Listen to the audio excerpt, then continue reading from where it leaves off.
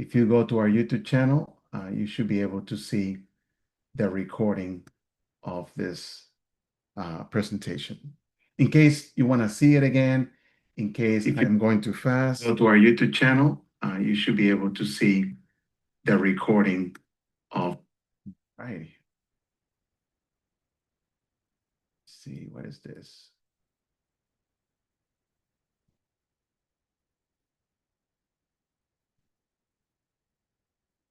Okay, I am going to change the chat so that only your messages will come to me. And I am going to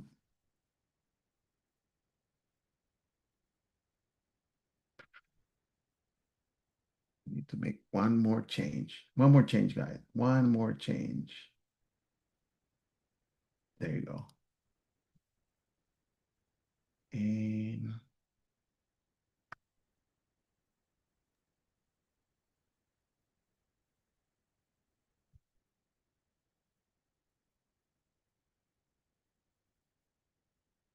let me see if my guest, my special guest is here. There you go. Perfect. He's here. Okay. So I'm going to get started. Let me make him co-host because he's going to present. Sorry, friends. You will see why I was delaying this. I have a guest from another country joining, and I want to make sure I don't start without him. But now that he's here, let's get started. Let me share my screen. Here we go.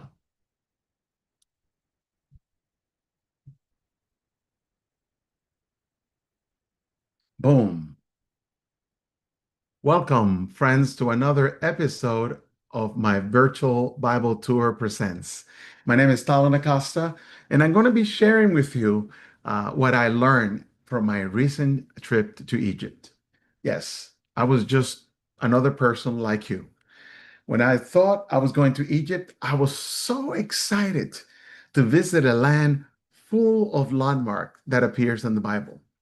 But the moment I started thinking about safety, oh man, my joy turned into anxiety, worry.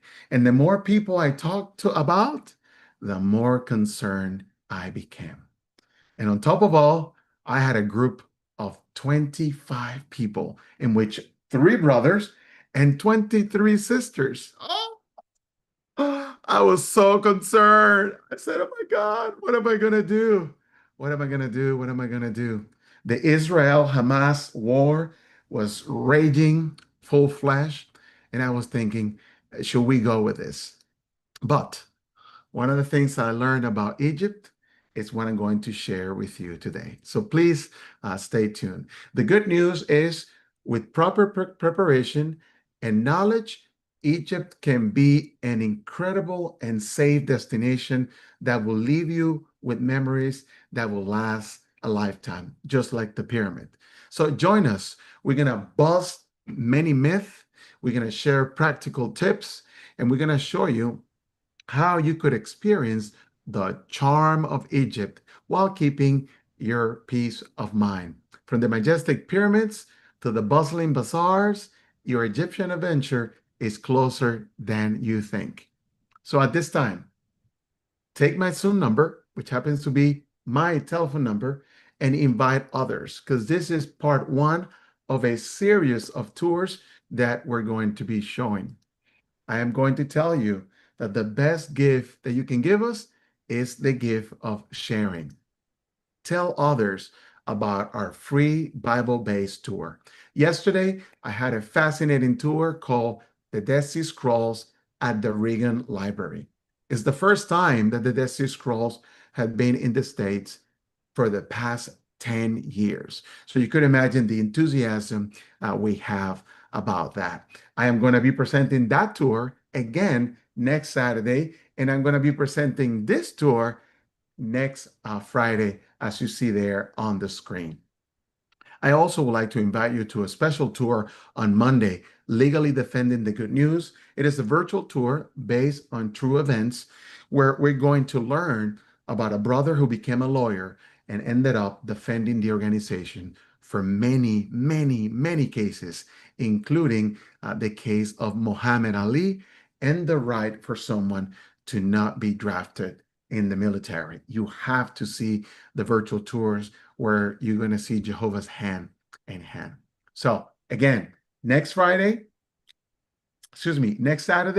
Reagan Library at the exhibition of the Dead Sea Scroll, and next Friday, what I learned from my trip to Egypt. And even if you attend today, I promise you, I'm going to make changes to refine the tour so it's totally, totally different. So you're invited to join us next week. All of our tours are recorded and you can watch them for free on our YouTube channel. If you search for My Virtual Bible Tour group, you're going to be able to find that channel and see all the videos that we have for free. Yeah. Friends, we have been doing this since 2020 when the pandemic started, and without your support, we were not able to do it until today. So thank you all for your comments in social media, for your subscription to our YouTube channel, and some of you have bought me a coffee. You like coffee, I like coffee. Let's go for it. This started as a labor of love, a volunteer act, and now it has turned into my part-time job. We put a lot of hours into the research. The virtual tours are free, but the streaming service where we put all of our premium tour is only $4.99 a month, and we have over 300 videos. So if you want to watch something that is alternative, that is different, go to our YouTube channel and become a subscriber. Or even if you have seen all of the tours, you can still support us by telling others. My phone number is the key that you can use for any of those apps. If you know what they are, then I don't need to explain to you. But if you just want to send a postcard, that is my address, my home address on the screen. Last but not least, I started a collaboration with the brother who prepared a book full of practical advice on what to do in an emergency. Little did we know that this past week, the organization had a part which was different from last year's about what to do if a human or if a natural disasters take place. Not only are they recommending that we have an emergency bag, now they are recommending to have food and other things in case we need to bunker in our house for a longer period of time. And this book is exactly that. It's a collection of practical advice that you can do in case of an emergency. The Bible says in Proverbs 22:3, the shrewd one sees the danger and conceal itself. We're not a nay-doomer. We're not a worry freak. We just like to plan. And we find Bible examples that did exactly the same thing. Noah prepared for the flood by building an ark, and he collected food for the animals for at least 1 year. Joseph wisdom, he stored grain during the 7 years of plenty, and we're going to talk about that in a future tour. Or just like an industrious ant that is mentioned in the Bible, how it prepared its food in the summer and prepare for the winter. Again, this book gives us a balanced view of preparedness.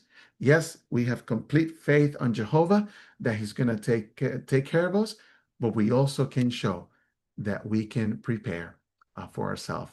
If you want a free copy of this book in a form of a PDF, please put your email on the chat, and I'll be more than happy to send you the PDF version and also the audiobook. Hey, if you want to support our cause, you can go to Amazon and buy this book, and I can send you the link for that book as well. So whether you're interested in the PDF or the physical book, put your email on the chat, and I'll be more than happy to send that to you. Without further ado, what did I learn from my trip to Egypt? Well, in reality,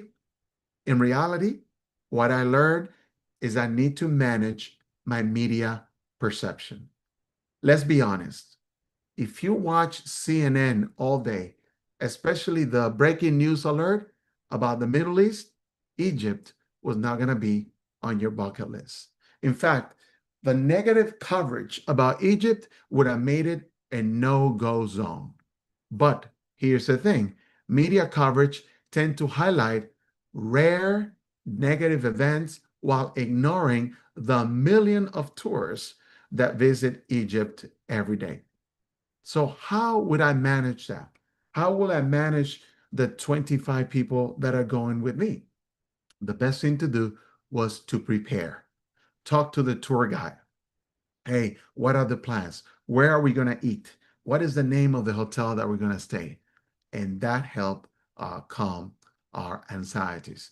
I realized through my trip to Egypt that there are myths and there are realities. What is the myth? Can I get a helper to read the first myth? So please raise your hand. I'm going to open your mic and then you could participate. Judith, please read to us the first myth and what is the reality. Egypt is dangerous for Americans. Media headlines often focus on isolated incidents, creating a skewed perception of everyday safety in Egypt. What is the reality, Judith? Okay, Egypt welcomes millions of tourists safely each year. Our experience, 26 Americans, 10 days, 0 safety incidents. We felt welcome, protected, and genuinely cared for throughout our entire journey. Oh boy, let's go again. Yes, let's go again. And let me tell you, I said 26 Americans, but actually we had a Japanese, we have someone from Barbados. I just put 26 as it was the easiest thing to do. But the statistics shows as of 2023 that close to 50 million people have visited Egypt. 26 of our group was there in a group, and there was 0 incident reported. Totally the opposite. Somebody left their luggage at the airport. Somebody lost their wallet full of money. Somebody left their iPhone next to one of the pyramid, and all those items were returned intact, exactly as the owner left it. Can I get three more volunteers to read the fear and the reality? Who can help us? Mary Williams, please read to us the first fear and the reality. Mary Williams? There you go. Your mic is open. You just see an invitation that says that I'm opening your mic. While we wait for Mary, can anybody else? It says anti-American sentiment. And it says concern about healthy hostility. Pardon? Hostility, it says. It's so small. Yeah. Hostility toward Americans due to political tensions. Oh, okay. Oh, yeah. Okay, good. That's much better. Yeah. Reality? What is the reality? Egyptians separate politics from people. We were treated with courtesy, respect, and genuine friendship. Many Egyptians have families in America or dream of visiting. Yeah, they treat us with curiosity. Thank you, Mary. Can somebody read to us the second concern that people have? Anne Marie, please. Okay. Fear, terrorism risk. Media focuses on regional conflicts, creates perception of immediate danger. What is the reality? The reality is tourist areas are heavily protected. Egypt's economy depends on tourism. Security around the tourist sites is visible, professional, and effective. That is true. And I promised Anne-Marie that I was not going to ask her a question like a former. Well, Marie, do you remember the policeman that rode with us on the bus, traveled with us to the airport, traveled with us to the pyramid, traveled with us to Saqqara? Do you remember that? Absolutely. And I remember I was being hounded by someone trying to sell me something. And I said no. I said no in Arabic. I said no in English so many times. And he got it in there and he sent him away. So he was watching over that. It was funny. Thank you, Marie. Thank you very much. Yes, the Egyptians, they tried to make a living. They see Americans as a form of income. And sometimes we're so nice in the way we say no that they think we're saying yes. Melissa Johnson, can you read the next fear? Cultural conflicts. Yeah, Cultural conflicts. this week, yes, we just onboarded some travelers. Okay, go ahead now. Okay.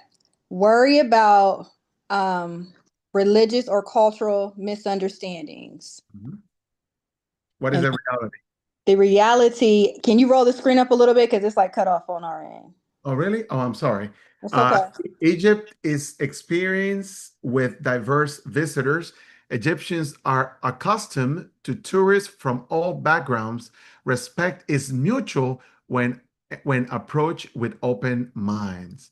And that's exactly what we experience as a group of Jehovah's Witnesses on this trip. So in reality, friends, in reality, the myth is that Egypt is in constant political turmoil, but in reality, it's Egypt neighbors that are going into political unrest. And yes, in 2011, that was political unrest in the country. But friends, it's been more than what, 14 years since that happened. So we don't want to live in the past. Tourists are not a major target for crime, and we ate in different places and nobody got sick from the food. So all of that is false. So what is it that you do not see in the news? You do not see in the news that there is police for tourism, that those convoys or your bus are escorted by the police, that the tour company, in this case was Splora, they had 24/7 support. A friend is arriving at 1 o'clock in the morning, no problem. They're going to have someone there to wait for us. That I need to go to the airport at 12 o'clock midnight. Don't worry, somebody's going to be with you. The tour company was very, very supportive. We called them, hey, we left two luggage at another airport. We're now at another airport. We go into another location. They say, don't worry, we get the luggage for you. And boy, as a tour guide, to me, that was a relief. And every hotel we went, it was very secure. Everybody had to go to a metal detector. Even us had to go to a metal detector. So I never felt more safe than I did on this trip. And trust me, I was not born in the United States. I was born in another country. But what does the statistics show? The statistics show that the number of people returning to Egypt is telling you that there's nothing wrong with the country. So we have to put the media in perspective. Anyway, so what did I learn from my trip? I learned on my trip that when I went to Egypt, I felt like I was in my house. The hospitality was beyond my expectation. Every Egyptian I met, they went out and about to help us out. Yes, the people that were selling stuff, they were pushing to sell their stuff, but that's just people selling stuff. That's their job. I'm talking about the customer service, the people that were providing services. I sincerely felt the extra care, the patience, and the respect for our beliefs. And the whole group really felt really, really, really good. And that's one of the things that I want to, um, that's one of the reasons why I want to go back, you know? That's one of the reasons why I go back. And I will continue to work with a reputable tour operator, well-known tour guys that knows everybody. I knew everyone. So even though there were some hiccups on the trip, those hiccups were resolved. So why Egypt should be in every American's bucket list? Number one, Egypt has over 5,000 years of history. They have over 100 pyramid and Asian site, but they have one life-changing experience. From the pyramids of Giza, the Valley of the Kings, the Nile River, Abu Simbel, the two Egyptian museum, There are many, many reasons. And we explore all of that in our trip. So we know. So, in conclusion, how can we ensure that the trip will be a success? Number one, collective security. We have a body system, we have a numbering system. We never left a place until we make sure everybody was there. We had a local tour guide that can help us navigate the traffic and the custom, and we focus on a excellent itinerary that was prepared beforehand, and we went to all the restaurants beforehand, and that's what made this trip so successful. Why should you hire a local tour guide? Egyptians tour guides are walking encyclopedia. Boy, do they know their history, and they have it at their fingertips. We saw many temples, but every temple was different from the tour guide point of view. Yes, we complain that we have to wake up at 2 a.m. in the morning, 3 a.m. in the morning, 4 a.m. in the morning. But when we were there, it was less crowded and it was less hot. So we appreciate the work of the tour guides. They help us navigate, they help us negotiate, they help us in many, many, many ways. And they also help us in safety. But wouldn't it be nice if we can talk to a local tour guide?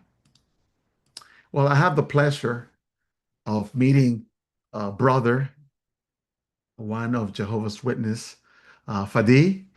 Are you there? Yeah. How Hello, are you, hello. my friend? How's it going, Stella? So Good. far, so good. Yeah, so far so good. This is Fadi, our dear friend, our tour guide, who presented us to his wife, Christine. Lovely, lovely couple. Some of the friends are happy to see you here. And Fadid, we have 149 connections, and each connection you can imagine represents a family, not a number, because in some connections there's more than one. Can you give us an insight of what Egypt is really, really like for visitors, since you do this as your part-time job? Yeah. So let me start with thanking you. Thank you so much for inviting me over this nice virtual tour. Uh, it's been a pleasure to see friends from different spots in the world. Yeah. And thank you also for uncovering the truth about Egypt. That makes me sad when I see the truth and reality is changed on TV. And from an Egyptian guy, right? My witness is so weak because I live in Egypt. But when it comes from you, it's much more stronger because you came here and you saw everything, and now everything is clear to you. Yeah. So what can we find in Egypt? Well, let me introduce myself. I'm Fadi. I'm 31 years old, and I've been giving tours for 3 years now. But what kind of tours do I give? Bible tours. Wow. So Egypt is mentioned in the Bible, right? And some places in Egypt you can visit and you can link to the Bible. You want to find out more? You want me to share my screen? Please. Let's do it. Okay.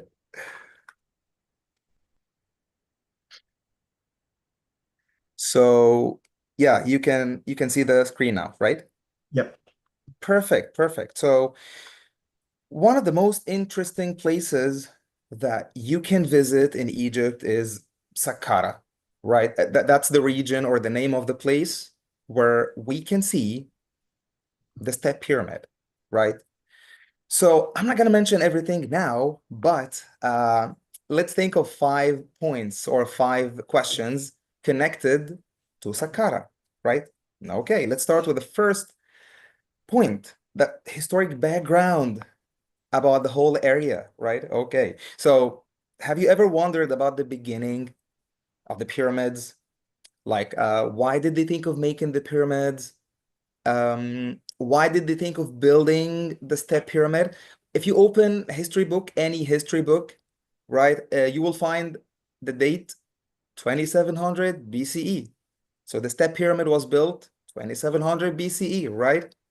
but is this date accurate? No. Even in the schools, they teach our students, and maybe they teach your students in your country, maybe they teach them that the step pyramid was made or was built in 2700 BCE. Right or wrong? The answer lies in the Bible. You know, it sounds like when we go out in the ministry, well, different people in different churches, they say God, right? Who's God? Who's the real God, right? It's Jehovah. So similarly, all the books say Saqqara 2700 BCE. Where is the reality? It's in the Bible. You want to find out more? In the next virtual Bible tour. Let's move on to the next point. Yeah, the accurate date. So you might start it to guess that 2700 isn't a real date. It's not, it's inaccurate, right?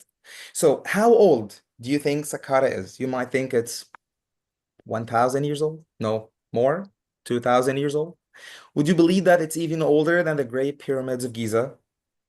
Have you ever thought that the Step Pyramid, or the whole region where the Step Pyramid is the oldest archaeological site on Earth? Wow. Yeah, so when you have the chance to visit Egypt, you would visit the oldest archaeological site, not in Egypt, not in Africa, on Earth. Yeah, so that's an interesting point that I usually start the Bible tour with. Okay. How do we know the accuracy? How do we calculate the accuracy of the date? Through an equation. How do we do it? You're gonna know in the next virtual Bible tour. Right. Next point. Yeah, it's connected to the same point. How do we know? How do we calculate? Well, the picture on the left, if you can see the cursor now, here on the poster, let me zoom in. It says the Southern Tomb. When you have a chance in the future, in the near future, and you come to Egypt, we will check in Saqqara this Southern Tomb, right? So this is how it looks. You're gonna go up the stairs, and from up, you're gonna see this hole, right? When we check this out and do the Bible connections, the Bible links, we will find out the date. We will find out the purpose of building the Step Pyramid, and we will find out who thought of making it. More points. More points we're gonna find out. Maybe you're not gonna come to Egypt in the near future, but you can join the virtual online Bible tour. Yeah, okay. Third point. Which one is older? Whenever we say the pyramids, you always think of the three big pyramids. Khufu, Khafre, Menkaure, the three main pyramids, the biggest one, the medium one, and the smallest one. Have you ever thought that the region of the pyramids of Giza, this region only, this place only has 9 pyramids? Yeah, from a spot, and maybe Stalin, you saw this when you went with the camel, right? You can see 9 different pyramids. It's not only 3. Yeah, you saw this, the 9 pyramids. Yeah. I did. Yes, I did. Exactly. Which one is older? The Step Pyramid? We said that the Step Pyramid is the oldest archaeological site. But how can we calculate? Through the equation. And we can apply the same equation to the pyramids of Giza to find out. So in the 2 pictures you can see on the screen now, we can think of 2 Bible characters, 2 different Bible characters. You want to find out who are they? In the next online Bible tour. Okay. You can also think of the aim of making the mastaba. What's a mastaba? That is a mastaba. Well, the word mastaba, so sorry, yeah, you can see it now. The word mastaba, it's the Arabic translation of flat table. Stacked layers of stones. When you visit Saqqara, you will see them all over the place. Yeah, you will see that shape, and that is closer. That picture shows the mastaba from a close perspective. So, going back to the point, what's the aim of making the mastaba, right? When they started making them, were they tombs? They were tombs. So the pyramids are tombs, or you're gonna find out. So a place full of mastabas, and it has one pyramid, which one is the tomb? They usually say, the mainstream says a pyramid is a tomb. You want to find out a pyramid is a tomb or not? You're going to find out in the near future. Okay. Fine. Even the design of the step pyramid. So what inspired the strange new shape of the step pyramid? Have you considered the point that there's no resemblance between the step pyramid and the main pyramids or the greatest pyramids? They look different. So the step pyramid is totally different from the other three. But let's go back to, let's go back to the mastaba, right? This shape. And can you memorize it? Perfect. And go to that shape. Do you feel like there is resemblance between the mastaba and the step pyramid? Some can say yes, some might say no. Have you ever thought that the step pyramid consists of 6 mastabas together, like each one stacked on top of the other one? Who thought of this? You're going to find out. Who thought of, why did he think of making the step pyramid? You're going to find out from the design and from the Bible. Okay, another important question, and that's the final one. Why basically build the pyramids? Why did the ancient Egyptians think of basically making the step pyramid? Because again, that's the oldest one. And then they thought of making the other pyramids. So the other pyramids look like each other, maybe especially the big one, the medium one, and the small one, Khufu, Khafre, and Khafre. So basically, why did they think of making them? Were they tombs? Maybe they built it for something bigger, maybe something spiritual. Again, the mainstream says a pyramid is a tomb, but maybe the Bible has a different opinion. You want to find out more? Yeah. When you visit the place, well, when we check the southern tomb, we're going to find out the reason why did they think of making the step pyramid. And you will find out if you join us on the next virtual Bible tour. Wow, that is a teaser, don't you guys think? Oh, thank you, Fadi, for giving us a preview of what's coming next. I want to open the floor for our guests. If you have the opportunity to ask an Egyptian something, what would you ask them? I know during the trip, we tried to have this intimate interview, but the restaurant we ended up Yeah. going at a fantastic view. It was a rotating restaurant, but it wasn't the best restaurant to ask questions. And Fadid and Christine did their best going to each table and answer the questions. Does anybody have a question for Fadid? Let's go with Karen. And Fadid, you don't need to answer any question that will jeopardize the work of Jehovah's Witnesses in Egypt. Okay. First, Brother Fadi, I want to thank you and Brother Stalin for this exceptional experience.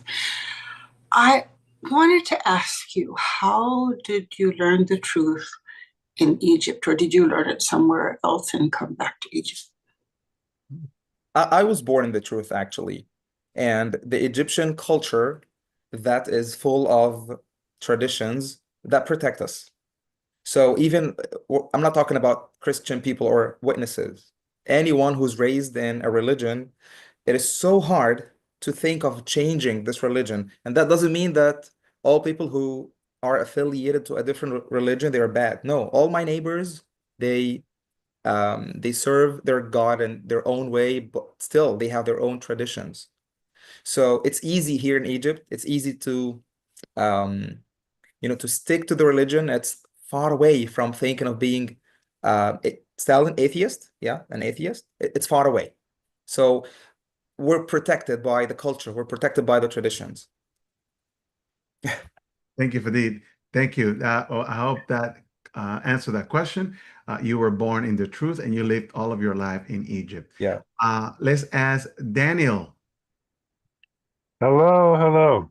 I come in late, but you're in Egypt now. That blows my mind. Just that. What time is It's it here, 11:37 p.m. my time. So good evening. Okay, well, thanks. Hope I'm not 7 keeping you hours up too late. And thank you, Stalin, for doing this. This is wonderful. Brings the Bible to life. I was wondering, King Tut was like a big thing when they discovered it, and that was only what was in the past 50 years or something, and there was a lot of gold and all that. Um, is there any comment you have about that legacy and that particular opulent archaeological find in connection with the more famous pyramids? So I want to make sure that I got the question correct. You mean a connection between King Tut and the Bible? Yeah, or with the archaeological, the focus of the tour of of Egypt that you had, like, was there a certain site? Did it come up during the conversation and the tour Yeah. itself, or what have you? So talking about King Tut, it can be divided into two places. The first place is his exhibition in the old museum in Cairo. Yeah, his exhibition is out there, right? And you can see all of his golden belongings, starting from his mask to his coffin, most of his belongings. But the rest, you can visit his tomb in the Valley of the Kings. Yeah, maybe nothing, maybe just one point connected between that connects King Tut to the Bible, which is the gold from outside, but rotten bones from inside. This reminds of Jesus' words. You hypocrites, you sound like gold from the outside, but what is you? Like, how are you from the inside? So two places, museum and Valley of the Kings. Yeah. Fadid, many people, including myself, before we started doing all this research, we used to call him Tutankhamun, Tutankhamun, Tutankhamun. But then we've seen that they call it King Tut. What does the word Ankh and Amun represent in the name? Yeah, okay. So in Arabic, he's Tut Ankh Amun or Tutankhamun. But I heard some friends from the US calling him King Tut. So since then, I started calling him King Tut. Yeah, the Ankh, okay. The Ankh, which is the middle part of his name, it means the key of life. Mhm. Yeah, and some back in time. Which is the Egyptian cross. Exactly. Yeah. It was powerful, and it referred to being in the afterlife. And some kings had two Ankhs, Mhm. which means he's gonna be in the afterlife, and he can give life, or he can give other people the afterlife. Wow. Ammon, to be honest, I forgot, but it has to do with a god. I forgot who's Ammon. Amun-Ra, Yeah, the biggest, exactly. the biggest god. And I think we went to his temple to see that. All righty. Let's go to Jean Lan. First of all, your English is superb. It's hard to believe that you live in another country without an accent. I really appreciate that. But what I wanted to ask you is your leaders now. Are they still called pharaohs or kings, or what do they call your leaders? Like over here is president. A president. It's Same. called president? Yeah. Okay. All right, thank you. I probably will never get to Egypt, but I Aw. see you in the new system. All right. You can join us on our virtual tour and you can travel Yeah. for free there. Look, you better carry a wheelchair. Exactly. Exactly.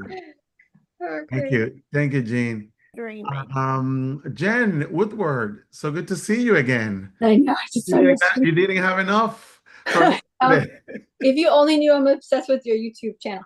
But anyway, so a return visit of a friend. She is from Cambodia. This is kind of off topic, but on the pyramids, she's from Cambodia, and they have a similar pyramid that looks like the step pyramid called Ko Ker or something.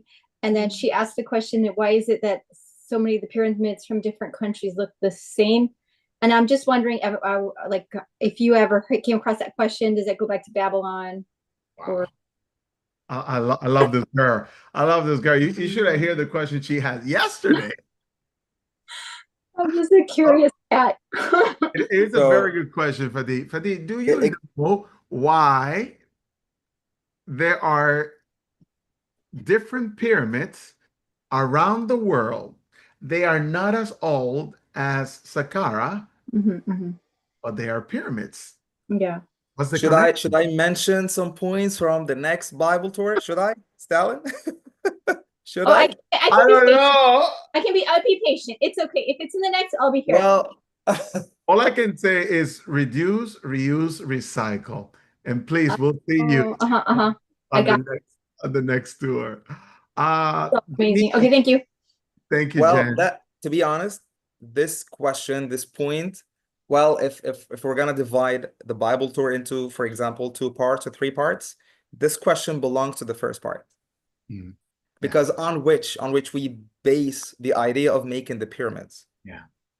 Yeah. Stay tuned, friends. Stay tuned. This is a cliffhanger. What? By the way, Fadi, you never give a date. Are we talking about next year, next month? When are you planning to? For sure. Next Yeah, year? we're nearly June, so next month. Yeah. Okay. All right. All right. All right. Denise, your mic is open. Tell us, where are you connecting from so that Fadid can have an idea? Hello. It's me and my mom. We're from Boston, Massachusetts. Boston, on the east side of the United States. Yes. My question is, how's the territory there? How's the ministry when you go out in field service, and how do you, just how field service is, how the groups are conducted about field service, and how's the territory like? Perfect. So that's thank you for asking. That's a, let's call it a complex question, like it has many parts. But let me answer in a peaceful, simple way. We are under ban, but we're not under the same ban of Russia, and we don't have the same freedom that you guys have. Right? So we're in between. We go out in service, we serve Jehovah, but some kinds of service we can do. However, we go out in the ministry, shop to shop, door to door. It's easy peasy. Yeah. So like not cart witnessing? No, we can't. Can you talk to I'm pretty sure it's not Denise, because I hear a male voice. Can you talk No, to that's my mom. That's your mom. The tattoos, the Christian tattoos, and how Christian tattoos allow you to identify who you can talk to? You're asking me, Stella? Yes, I'm asking you, because you told me, and I want you to retell that story. Yeah. So in Egypt, okay, let me take off my watch. So here you can see my hand, right? My right hand. Okay. So here in Egypt, Christians tattoo the cross here, right? And in the last decade, in the last 10 years, they can tattoo the cross here on this part of their arm, right? So it's easy to spot, or it's easy to recognize a Christian in the street. That's a point. So they, especially the Orthodox. Yeah. And these are the Eastern Christians. The Western Christians, which are who are the Catholics, some can tattoo the cross, some cannot, but all the Orthodox, they tattoo the cross here. So it's easy. I can spot that's a Christian. Let's go and talk to him. Nice. I just wanted to highlight that, because to me that was interesting when you first mentioned it to me. Richard. Good evening, everyone. I mean, actually, good afternoon, or good evening to you. No, it's good evening to Fadi. Good afternoon. Yeah, good evening to me. And I think we have some friends in Hawaii, which is it's still morning there. Okay. Where are you connecting from, Richard? New York. Oh, New York, East Coast. Yes. I got a question. I was actually doing a little bit research on Egypt, and actually the name. The Egypt is, from what I've seen, was a Greek word from the time of Alexander the Great. But we know that from our Bible readings, Moses lived way before that. What was the name of Egypt prior to Alexander the Great when he ruled at? Yeah. Okay. So let's divide the question into 2 parts. Yeah. So because Egypt, in English it's Egypt, in Arabic it's Misr. Each name gives a meaning, right? So Egypt, yeah, the Greek translation actually means, or refer to, Christians. What does that mean? Here in Egypt, we're 2 tribes were two religions, Muslims and, according to the Greek word of Egypt, were Egyptians. So Muslims and Egyptians, or Muslims and Christians. So the English word, or the Greek word that means Egypt, actually means a Christian. That's the first part.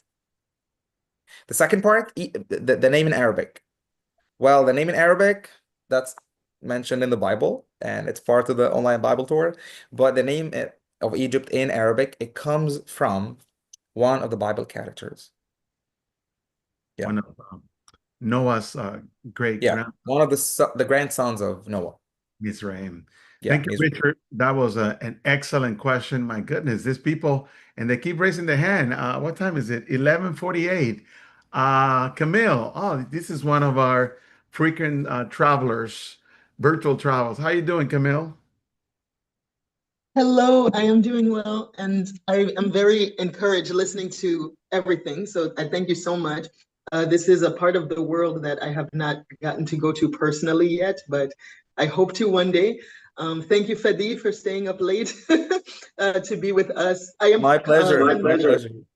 Sending love from New York. I'm in Brooklyn, New York, and I am so excited now. I'm trying to remember what my question was. I think I just was curious about, is it very common in Egypt to find people speaking English? Oh, I forgot to say that. Yeah, especially new generations. Yeah, Yes. my age, I'm 31 years old. My age, the people who are in the 20s, yeah. To be honest, not everyone speaks English, and some people speak like I will prepare my paper. They speak English this way, right? Some people they speak awkward English, But but most of us we do speak English. yeah, all the Uber drivers that we took, Yeah. I mean, Even don't speak perfect grammar, but we were able to communicate. exactly, they can communicate. Yeah, I say cerveza, beer. We're gonna get a beer. Oh, Sakara. Yeah, let's get a Sakara together. And what you said about the one other point when you mentioned about the tattoos, for a long time I served in the Indian field. So people from India also have tattoos that indicate their religion. Not everyone, but it helps also. Like with the ministry, you can see what tattoo do they have. Yeah. Thank you so much. Thank you, Camille. Thank you. I'm telling you, we do these tours to teach something, but we ended up learning as well. Yeah. I'm going to make an exception, and I'm going to jump two people who are ahead, and I'm going to call Monique.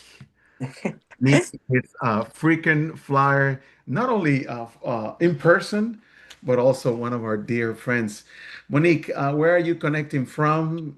What are you wearing? No, don't tell me what you're wearing. Tell me, how are you doing, girl? Doing well. I'm doing well. Hi, Fadi. It's Monica. How are you? Monica, how's it going? It's going well. Well, and I do have to tell you, Stalin, what I'm wearing. I'm wearing this grandbaby, the one that I had the artist draw while we were in Egypt. That's why I asked. Yes, yes. She's gonna say that. I know. Yeah, and she is listening intently at the presentation. But I wanted to make a comment when someone asked about if they speak English in Egypt, and I had the privilege of being one of the 25 that went on the trip. That was one of the things that surprised me. You feel very comfortable as someone coming from the United States, as far as those who know how to speak English, and all of the signage was either it was Arabic and English or it was in English. So that was another thing that was surprising to me, how much of that I saw in the country. I want to add another point closely related to your point. Why all the signs are in both Arabic and English? Stalin mentioned that in his part. Well, let me elaborate on the point in simple terms. Well, Switzerland, you know the country Switzerland. What would it protect? It would protect by 100% the banks and the gold. What would Japan protect? The most advanced, the most technological factory ever on Earth, right? What would we protect? The most important part that we have, which is 1/3 of the world's monuments, tourism. We would do anything to protect tourism. And that's why Egypt is one of the safest places to visit. Yeah. And I can say that, friends, without a doubt, I've been in Rome where I was somebody stole something from me. Oh, come on. Dominican Republic, the country where I'm from, there's some areas that I would not dare to go to, but I felt very safe. And I was hanging around with four sisters. One of them was my wife during the downtown. We went to the marketplace, a whole group of 26, and nobody came back with an experience that they felt threatened or insecure. That they overpay, that's their fault. Because we told them the price includes 90% inflation. Do not pay what they tell you to do. But some people don't know how to the art I of will it. help. I will help next I'm time. gonna make another exception. I see another hand. Juju. Jojo from Wisconsin. Thank you, Monica. Good to see you. Love you, girl. Thank you, Monica. Jojo. Yes, I wanted to, excuse me. Hi, buddy. Jojo, how's it going? All right, thanks for your help with shopping. It was so much fun. But I also wanted to mention that on that shopping trip, buddy, with you, we also had that police escort with us. So it was really, so just having, that police escort with us, it was just so safe. I mean, even without him, it was safe. But just having him, people can know that you just protected all around. Yeah. And it's worth noting, friends, that out of the 26, we have a sister. She was the youngest of the group. I'm not gonna tell her age, but she was the youngest. And also we have the oldest of the group, and she was over 70. Let me see if she is here today. Oh no, she's not here, so I'm not gonna mention her name. You guys know who she is, and everybody felt safe. All she did when somebody approached her to serve her something, she would go, La shukram, la shukram. And when they insist, she would go, "Rrrr," and they will back up and leave her alone. Okay, I have to go to the chat. Two people have asked the same question. Exactly. That's what I was about to say. Yeah, we have a Two question. questions. Yeah. Stalin, my mic is acting up. Can you please ask the question about Joseph tomb? Is it home in Goshen? Is the tomb of Joseph in Goshen? And the other question, which is very similar, is there any evidence of where Joseph, oh no, this is a different question. Is there any evidence that Joseph, Mary, and Jesus, as an infant, lived in Egypt while they were hiding from King Herod, who tried to kill him? First question, is there a tomb for Joseph in Goshen? I've never searched, to be honest. That's gonna be the first point of my next research. Okay. Yeah. Dan Petron asked a question.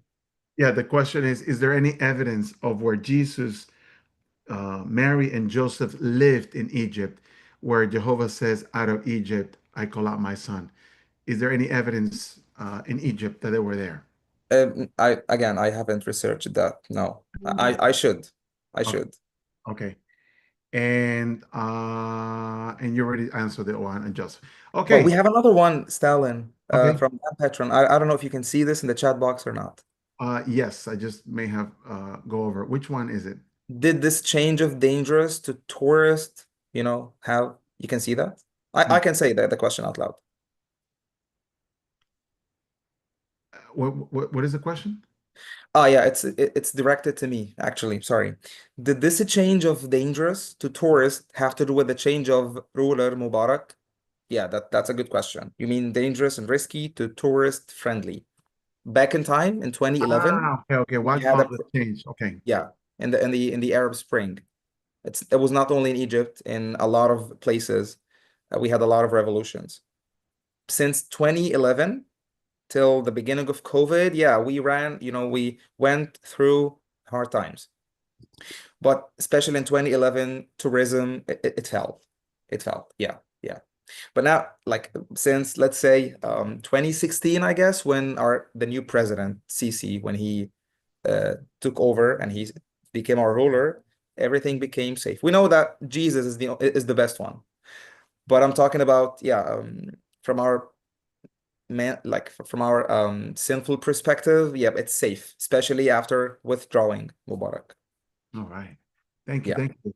Let me open the mic for someone who's a really good friend of mine, Jim or Polly Morrison from California.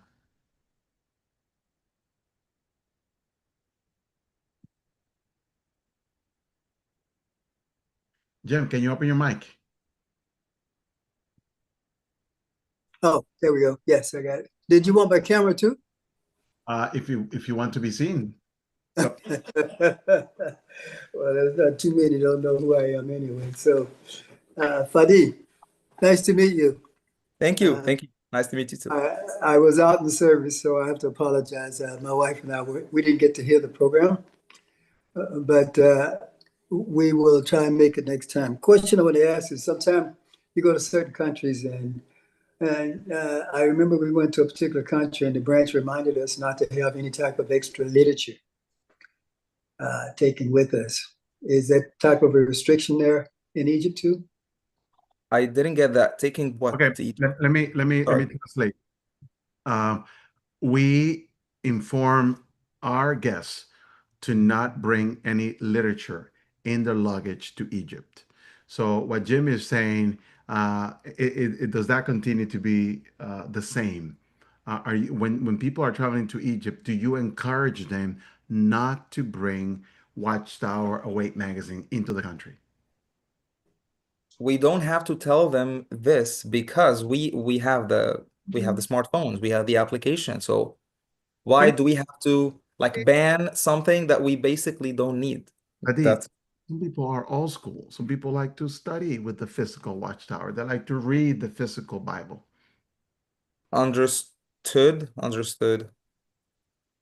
And I'll give you another example. I don't know if I can put this nicely. We went to a particular country and we were told in order to go to this other country, we would have to make sure we had no type of Muslim literature or stamped by Muslim passport. What do you say about that? Israel. The Friends. Yeah, the Friends. So again, I wanna understand the question.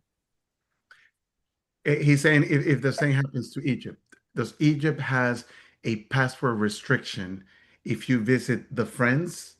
If you know what I mean, the Friends? Yeah, sure, I understand. No, it's not a problem. Okay. No, because before the war, before the Palestinian-Israeli war, the Friends would arrange the itinerary of visiting Jerusalem and then Egypt, or vice versa, Egypt and Jerusalem. They belong to the same region. Okay. So there's no restriction. However, hello, can you hear me? I'm here. I'm listening very carefully. And he froze. Oh, I froze? No, he froze. He froze, yeah. I guess the government got involved. Well, he's back. Sorry, I'm back. Yeah. Okay. Where did I stop? He said, "Can you hear me?" And that's the last. Well, you actually answered the question, so that was good enough. I had one more, which is although Jim, have already he's already done it for me. One question per person. Huh? It's only one question per person. Oh, one question per person. Unless this question belongs to Polly, then she can ask that question. Well, then I should be able to do it because she's had the stroke. She can't see it. Okay. Unfortunately. Oh, I'm sorry to hear that. So go ahead and ask the question. Well, we're getting it. We're working on it, and it's improved a great deal that the brothers have give us a little bit more assignment to do. So, no problem. We're working on it.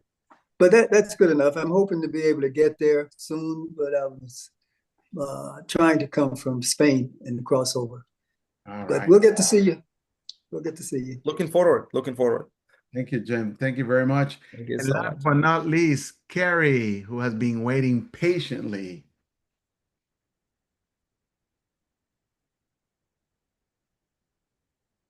Carrie. Okay, Carrie cannot open her microphone. Oh, there she is. Okay, I got it. My question is to Brother Fadi. Thank you for joining us. I know that they'll talk about King Tut. All his findings were so tremendous. All the things he had. Were there any other pharaohs that had as much wealth as King Tut did that you know of? You mean other kings that gained Other pharaohs that had as much wealth, maybe more wealth than King Tut did? It's a tough question to answer, Fadi, because I they know he was stole like the bona everything. fide They stole pharaoh as far everything. as wealth was concerned. They But any other stole brothers had everything wealth like from he the did? other. You know of Brother Fadi? Yeah. They stole everything for all the other pharaohs. They didn't steal Tutankhamun because he was below another grave and they couldn't find it. So that's the only grave that they found, and they think that all that gold was only for him, but it was actually for all of them. Yeah. Fadid, thank you, thank you, thank you for staying this late. It's now 12 o'clock midnight where you are. We thank you, my dear friend, I for have to thank you, and much taking love from taking the Christine, time. Jaden, Night. Let me know when your tour is ready so that we can schedule it. We can do a world premiere, and we can invite as many guests as we can. Please Sure. send my Sure. regards to Christine and also to Jaden as well. Hope You this- too. You too. Say hi to Bianca. Thank Bye, you. Fadi. Have a great day, my Bye-bye. brother. Bye, brothers. Great job. Thank you. Thank you, my brothers. That was a See good. ya. See ya. Bye-bye. Much love. Much love. Thank you. All right. Bye. So much. Yeah. Appreciate that. Thank you, Brother Fadi. Thank you. Thank you. Thank you, Fadid. Thank you. Great tour. Thank you. Thank Uh, you We're so we're much. we're not done. We're done with Fadid, but we're not done. Oh, okay. Oh, okay. We're Okay. not done. I just need to let him go because it's Yes. like Thank midnight. Thank you. So friends, some of the people who travel with us on that trip, some of them were here today, and I still see some still connected. So I know Moniqua spoke. I know Jojo spoke. I know Anne Marie spoke. Michael, do you feel like saying something? If you don't, if you're not in a position to do it, it's okay. Yeah, sure. I'll just say something short. I just want to thank you and your wife for setting up a wonderful tour for us. Um, it was a special experience because I didn't know that was your first time as well. So I will always have that connection with you. And um, I mean, I think it was interesting with the information given by the tour guide that was assigned to us. But I also wanted to thank you for like clarifying and explaining things that we're interested in. You know, they're obviously very proud of their gods and their history, and obviously we're very proud of our God Jehovah and the spiritual history that we have. But I don't want to keep rambling on, but I felt like it was a very spiritually enlightening experience for me. It's hard to explain to people how I felt. I got quite emotional riding the camels, thinking about all the biblical characters I read about all my life. And just imagine like they were on the same animal traveling in the same similar area, just kind of overwhelmed me. And just to be swimming, snorkeling in the Red Sea, uh, it's just hard to explain to people, and then to be on a boat going down the Nile River, it's just I don't know, it's kind of hard to explain to you friends how I felt, but either way, I came back my faith was more strengthened. I felt that I came back more spiritually stronger, and also I think Stalin did a fantastic job of emphasizing we about it, reigniting our passion for reading, and doing personal study and research, because you see how things all tie in about how certain practices and certain beliefs, trickle down throughout history, and it originated from Egypt. And so when you see that, it shows you how, I guess, how powerful the influence of Satan is, and all the gods and stories that keep circulating, and people still buy these items. Like they put these images in their bags, they sell certain items or these imagery as jewelry. So it's fascinating. We don't even maybe think about those things, but there's a big business behind selling these false gods to all these tourists, and people buy these products. So, anyhow, I just wanted to thank you from the bottom of my heart, Stalin. It was an amazing experience. It's something that I would definitely do again. And, it's one of those places where even if you go multiple times, you'll never learn everything because of the extensive amount of history in such a location. So that's pretty much it. That's all I want to say, everybody. Thank you. Thank you, Michael. Thank you. And this was a fantastic group. We have first-time international travelers. We have people who travel as a family. We have a lot of single sisters traveling with us, and we also have a lot of seniors traveling with us. But we also have young people in the trip. And that made it really, really special. And I see some of the people connected. I'm not gonna put them on the spot. Feel free to raise your hand or to open your mic if you want to talk. I have I see your name, but I don't want to call because that'll be putting you on the spot. But I see a hand coming up. Melissa Johnson. Hi, Stalin. I just wanted to say I love to travel. I love to travel, but after this trip, I will travel no other way. To be with my brothers and sisters, to do research, Bible research, and to be able to, how our group just meshed so well. The trip really did change me. It changed my perspective. My relationship with Jehovah got deeper. Just to actually see those things, cruising on the Nile River, snorkeling in the Red Sea, like connecting all those things that you hear about or that you study about. It's an experience that I will never forget, and I can't wait to get on the next tour with you. Thank you, Melissa. We also had a blast. Friends, the picture that you're seeing right now on the screen, that was the picture before we returned to the state. We had one last dinner together. We ate pizza, grill. I think I had a seafood pasta and a beer. It was just nice. It was just nice being with the friends. This was definitely a special group. Jane Land. It sounds really, really good. But was the Red Sea really red? Is it a Red Sea?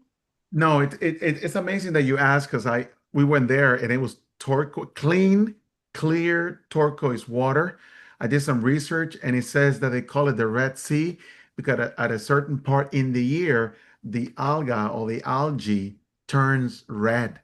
And for a Oh, brief period of time, the whole ocean is red because of that algae, but then it disappears.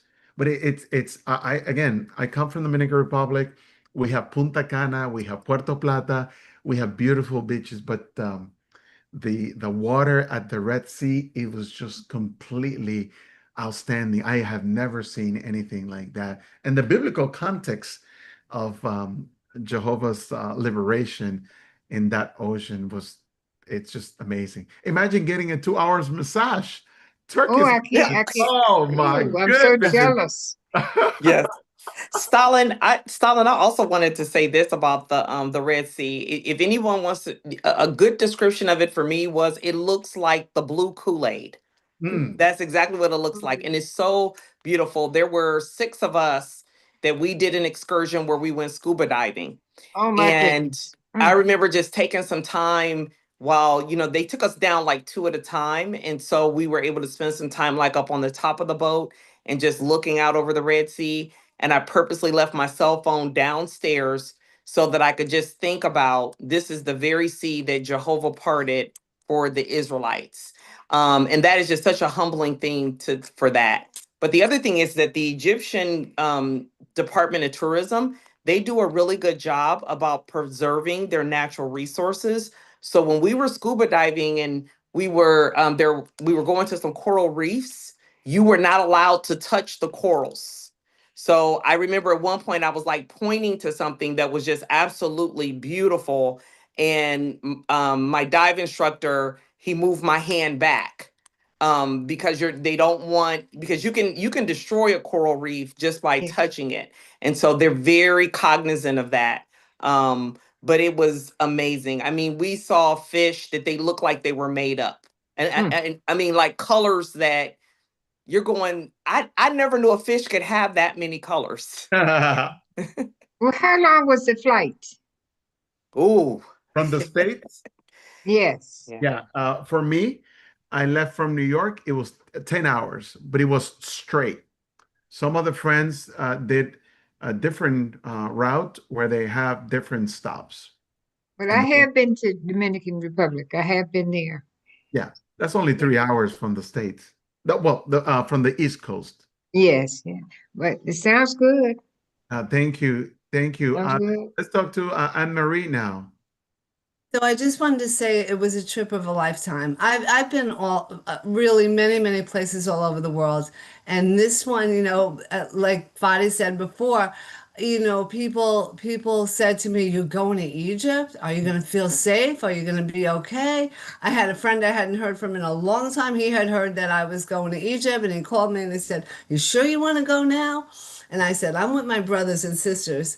I'm gonna be fine." And it was great. I would encourage anyone, if this trip goes off again, to go at the Acostas. We had a blast. You made it so much fun for us. It was just so great. And the Red Sea, I can't say enough about that. That hotel, the Marriott on the Red Sea. Oh my goodness. I'm showing people pictures and I'm like, you're up to water up to your neck and you see your feet. That's how clean it is, So it was just amazing. And I know you made mention of that hotel, the circular one, I think you made mention of, where we saw the restaurant. Yeah. I love that. Unfortunately, the pictures didn't come out so great because of glare, but I thought that was great. You got to see the whole city like that. The whole thing was planned out so wonderful. All you have to do is pay and show up, and everything's done for you. I mean, it's so cool. I've traveled with groups of Jehovah's Witnesses before, but I have to tell you, I just enjoyed myself with the two of you, and the group we had was just great. We had a wonderful group. So thank you so much. And I do have one question for you with regard to what Fadi was saying. Is he doing a series of virtual tours? Is that what's happening? And how will we find out about that? The same way that you find out about this one, he will be using my Zoom ID. Great. Yeah, it will be the same way. Excellent. Good. I look forward to that. And thank you again. Thank your wife. I loved meeting the two of you, and the whole group was just great. Thank you, Anne-Marie. And thank you all for participating. My friends, this was not rehearsed. We didn't pay anyone to say anything. I just invited them and said, hey, if you want to say something, go ahead. Jojo. Oh, I was just going to say that Anna-Marie was talking about the Hilton Hotel, the last hotel we were, that's going up, spinning around. But I also wanted to mention about the Red Sea also, that it is just the most precious, beautiful, fantastic thing I've ever seen. And also coming from the Caribbean, I've seen lots of beautiful seas. The color was it's just so breathtaking. It's like there's no words to describe it. That's how I thought it was. So I would tell anyone, I would be willing and happy and ready to go back to Egypt anytime. So, think about, it's really so, I mean, it's very faith strengthening very faith strengthening. You know, once you travel there and you see the different things that the Bible talks about, you know, and then to be with the brothers and sisters and they have so many different comments and questions and, you know, it was just amazing. The absolutely most terrific trip I've ever been on, and I would be willing and happy to do it again. Thank you. Thank you, Jojo. I changed my background. So there's the Red Sea. That was the Marriott Hotel. So you can get a picture of it. Yeah. It was so beautiful. Fantastic. Fantastic. Thank you, Anne-Marie. And thank you all. I see a lot of the members. I see Yvette connecting from the Netherlands. I see Nagako also connecting. Melissa. I see Mariko. She went to our Punta Cana trip. And thank you all for joining. The end result is, are you ready for an experience? Is Egypt safe? Absolutely yes. In order for you to enjoy the best temperature, you need to travel between October and April. We went the first week of May, which was perfect. It's funny, Anne-Marie texts me or texts the group, the chat, the week after or 2 weeks after, and Stalin is 107 in the Valley of the King. I'm glad we're out of there. So if you travel, please make sure you travel between October and April. The highest season is between December and January. So April and May, May is the end of the season. From May to September is for budget travel, but prepare for the heat and you're going to pay for that. It doesn't matter at what time you wake up. Friends, I'm going to be doing exactly the same tour, maybe with some tweaks and the interview that I did with Fadid next Friday. I don't know what time. Let me check. It will be next Friday, same Zoom ID, but it will be next Friday at 8 p.m. Eastern Standard Time. I welcome you to come because I only inserted a couple of pictures because I didn't have time. We had such a good time in preaching. So I'm going to add more pictures for the next presentation. And again, you know, sharing is caring. This tour is free. All the tours that we do are for free. People just need to find out. And it's always my Zoom ID. I'm going to put there is a recording for the one that I did yesterday. And there's going to be a recording for the one that I did today. And it's going to be in our YouTube channel. And feel free to support us in any way that you can, whether it is a kind word in a postcard, buying coffee, or using any of the apps to send electronic, or just asking me, hey, Stalin, can I get the electronic book? And I'll be more than happy to send that to you. We want to create awareness. We want to educate people as much as we can because Jesus said it, knowledge is power. Well, thank you very much, friends. Have a good rest of the afternoon.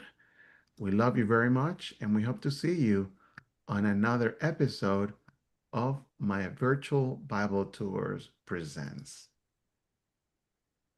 Thank you. Thank you. I enjoyed it. Thank you. Yeah. Bye, everyone. Bye. Bye. It was wonderful. Thank you. Thank you. Bye. Love to Viaka. I will. She's I going want to go to to Bible Egypt study now. now. Was that again? I want to go to Egypt now. Now I'm really thinking about it. We have to. Yeah. Something that Fadid did not mention is that on the next trip we go to Thank you.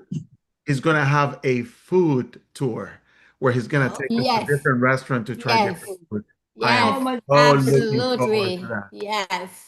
Yes. So we'll That's have the more. one thing I We'll want. have more time. We'll have more time with him on the next tour. Yes. Okay. More nice. time, less rushing. Okay. Oh, More nice. shopping. More shopping. That's Russian. More Less shopping. tunes. Hey, Stalin, show them the dancing video. You and I at the Alabaster place next Okay. time at the very end. Oh, Oh yeah, that was great. I I love just, that one. bro, I just did. I rushed through the material. I just wanted to tell a story. I went back to all the anxiety that I was feeling, And those were the slides that I put. But today, after hearing some of your comments and some of the questions, I'm going to refine the presentation, and I'm going to go back to all those videos. Michael, I have 50 gigs of pictures and videos that I have to go through. Whoa. I have 360s. There's just so much stuff that I have to go through, and it's gonna take me forever. But You're dressed like an Egyptian. Just like Dressed like an Egyptian night. That was a hoot. I loved it. You need Jesus. A beautiful brain. place. Beautiful place. You need Jesus brain to view all that, Stalin.